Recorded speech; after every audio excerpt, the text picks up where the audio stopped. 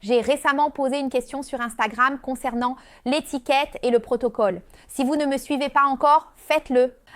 @étiquette et protocole aussi. Quels seraient les pires faux pas en matière d'étiquette? Des choses que les gens savent qu'ils font mal, mais malgré tout, ils continuent à les faire.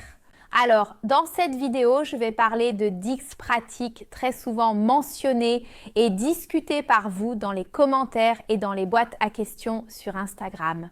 Étiquette protocole.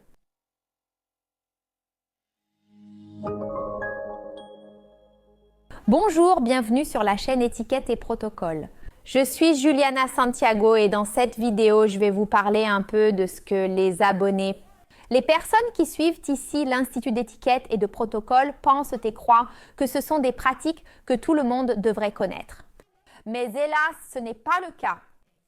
Cette discussion est née sur mon Instagram après avoir visité une place très sale à Belo Horizonte, bien au-delà de la normale. Alors j'ai filmé et j'ai montré ça aux gens.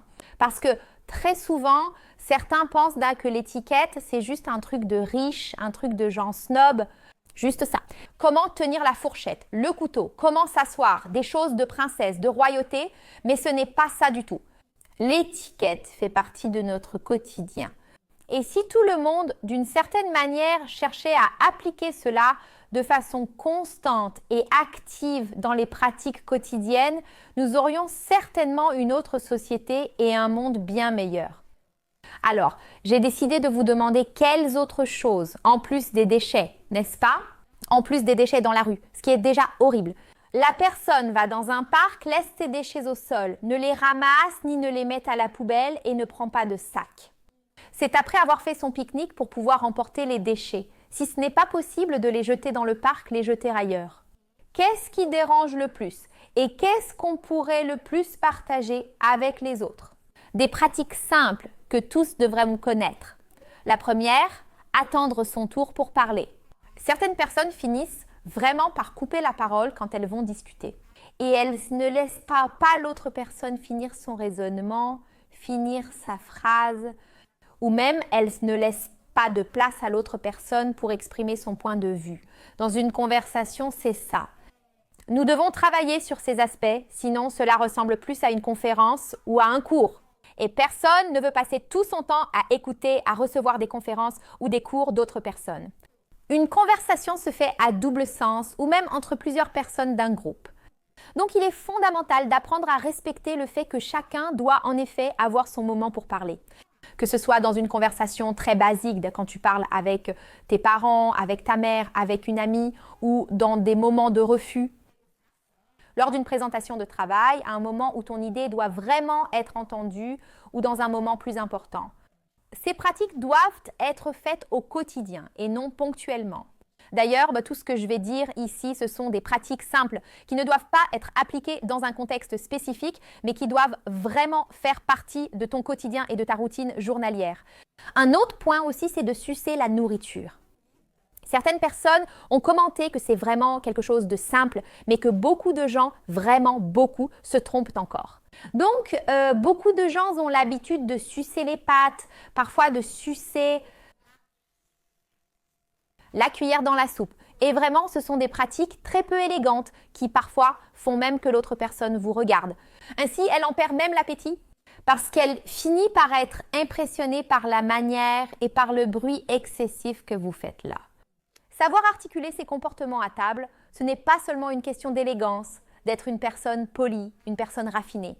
C'est surtout attirer l'attention sur vous, sur ce que vous dites, sur ce que vous partagez et non sur les gestes que vous faites. Donc par exemple, si vous mangez et faites beaucoup de bruit, si vous faites ces petits bruits, l'attention se porte sur ce que vous provoquez et non pas sur les idées et les échanges que vous souhaitez avoir à ce moment-là à table.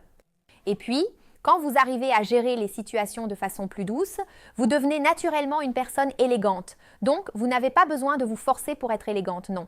Gérer les choses avec plus de délicatesse fera une grande différence. Un autre point concerne aussi les fumeurs. Vous qui avez l'habitude de fumer, l'idéal, c'est que dans les espaces fermés, vous cherchiez des endroits prévus pour ce genre de pratique. Dans les espaces ouverts aussi, il est conseillé d'essayer de voir quel est l'endroit le plus approprié.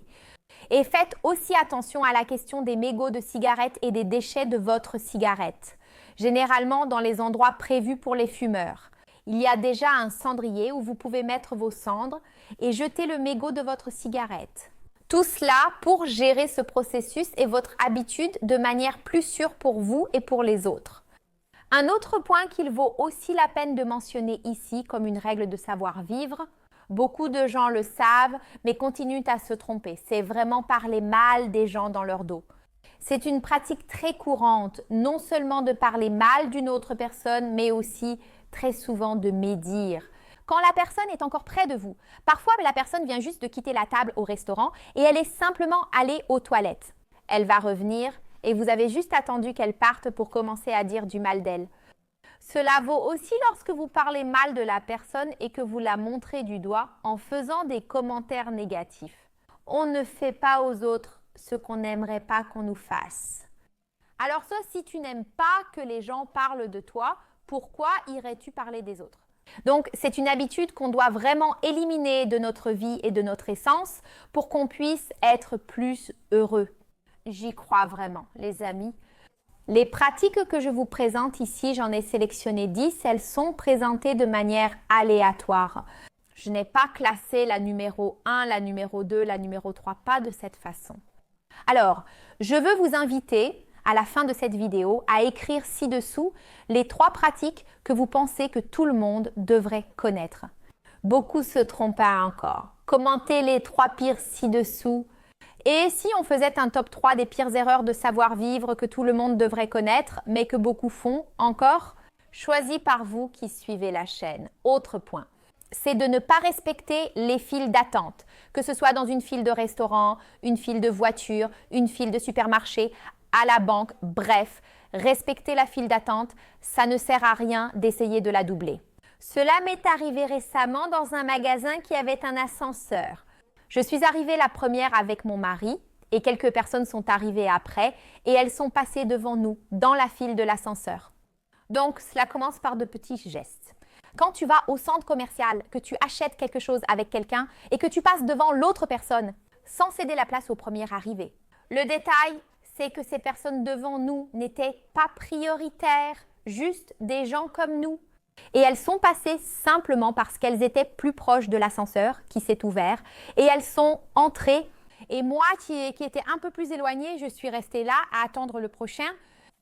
Alors, observez vraiment la file d'attente, comprenez qu'il est fondamental de respecter cela. C'est une pratique que nous devons enseigner, même aux enfants. Les enfants à l'école apprennent déjà cela. Nous, les adultes, nous devrions déjà avoir cela en nous, en faisant une pratique habituelle de notre quotidien. Mais malheureusement, les gens font encore des erreurs. Un autre point que vous avez également soulevé comme une autre grosse erreur, mais que beaucoup de gens commettent, c'est la question du téléphone portable, de l'utilisation du téléphone portable. Quand il y a beaucoup de personnes juste à une table, par exemple, et que quelqu'un reste sur son téléphone à manipuler, vivant dans ce monde parallèle.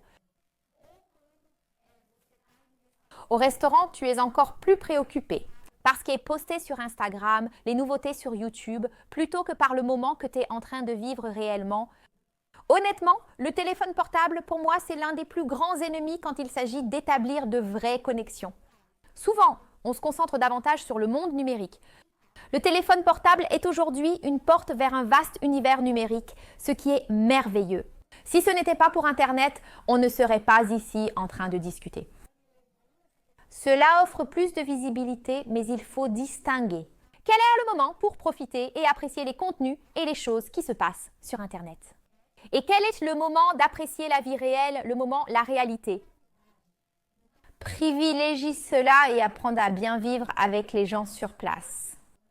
En matière d'étiquette à table, quel point essentiel pensez-vous que chacun devrait connaître, même si certains font encore des erreurs? C'est vraiment parler la bouche pleine. Certaines personnes ne savent pas qu'il faut s'arrêter pour pouvoir avaler. Et ensuite, oui, se connecter. Le moment à table est vraiment très important pour que nous puissions établir une bonne communication, établir un moment de contact. Mais savoir le moment et savoir le faire de la bonne manière est fondamental et avoir la bouche pleine est bien sûr une question primordiale. Un autre point aussi, pensez-vous aussi qu'il manque quelque chose dans notre société?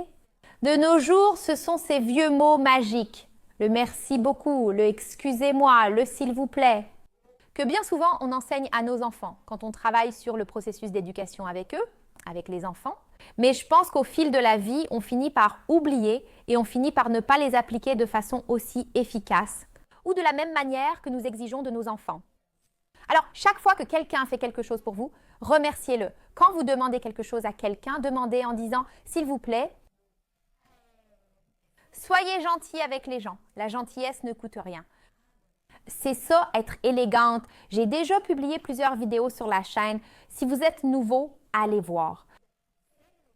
Ce n'est pas porter des vêtements de marque, ni avoir le meilleur maquillage ou une coiffure ultra chic. Non, rien de tout cela. Être élégante, c'est être gentil et avoir une bonne attitude envers les autres personnes. Un autre point aussi que les gens finissent par ne pas respecter, c'est la question des priorités dans les espaces. Parfois, certains endroits sont réservés aux personnes âgées, handicapées ou prioritaires. S'asseoir dans les transports en commun, il y a aussi des files spécifiques pour ces personnes. Et malheureusement, certaines personnes ne respectent pas et ne savent pas quand céder leur place ou laisser l'espace à une autre personne. Bien sûr, si vous êtes dans un supermarché, la file prioritaire est vide. Vous pouvez évidemment y aller, tout va bien. Mais s'il y a une file d'attente et que vous n'y avez pas droit, aucune nécessité particulière et une personne qui en a vraiment besoin est arrivée, vous devez céder votre place à cette personne car elle a ce droit, c'est sa priorité. Et bien plus que la loi, les gens ne respectent pas cela. Même s'il existe une loi de priorité, une loi préférentielle, les gens finissent par la contourner et ne mettent pas cette pratique en œuvre correctement. Et cela n'est pas lié à vous, c'est inscrit dans la loi, c'est inscrit en vous. Il faut aussi être gentil avec les gens si par hasard vous êtes dans un endroit où il n'y a pas de file prioritaire. Mais si vous voyez une femme enceinte avec un gros ventre là-bas, pourquoi ne pas la laisser passer devant vous? Pourquoi ne pas, lorsque vous êtes dans un bus, que tous les sièges prioritaires sont occupés, mais que vous êtes assise? Une personne en situation de handicap ayant un besoin particulier est montée, pourquoi ne pas lui céder votre place? Donc, il ne s'agit pas seulement de respecter les normes établies et de s'y conformer, mais d'agir correctement dans toutes les situations de votre vie quotidienne. Un autre point sur lequel beaucoup se trompent, et je pense que vous serez d'accord, car j'en ai déjà parlé ici sur la chaîne, c'est à propos de la question du chariot de supermarché, où les gens utilisent le chariot de supermarché, mais n'ont pas l'habitude de le remettre à sa place. Avec le chariot de supermarché à sa place, puis les gens laissent le chariot de supermarché entre les places de parking, au milieu du parking. Inapproprié. Cela peut être dangereux, endommager la voiture d'autrui, représenter un risque pour les enfants et les personnes âgées. Le chariot peut rouler et causer un vrai désordre. Alors, si vous avez utilisé le chariot de supermarché juste après vos courses, rangez-le à l'endroit prévu. Ayez toujours un endroit où les chariots doivent être déposés. Et c'est là que votre chariot doit rester. Je sais que parfois on est pressé dans la course du quotidien et qu'il est difficile de ramener le chariot à sa place. Mais c'est une habitude si simple qui va certainement rendre l'ambiance du supermarché beaucoup plus agréable. Juste ici, j'ai fait une vidéo où je parle plus de l'étiquette au supermarché. Je suis certaine que si vous êtes arrivé jusqu'ici dans cette vidéo, vous allez beaucoup aimer. N'oubliez pas notre classement juste en dessous. Je veux savoir quel est votre top 3. Parmi les pratiques mentionnées dans cette vidéo, je vais m'arrêter ici. Bisous et à la prochaine vidéo.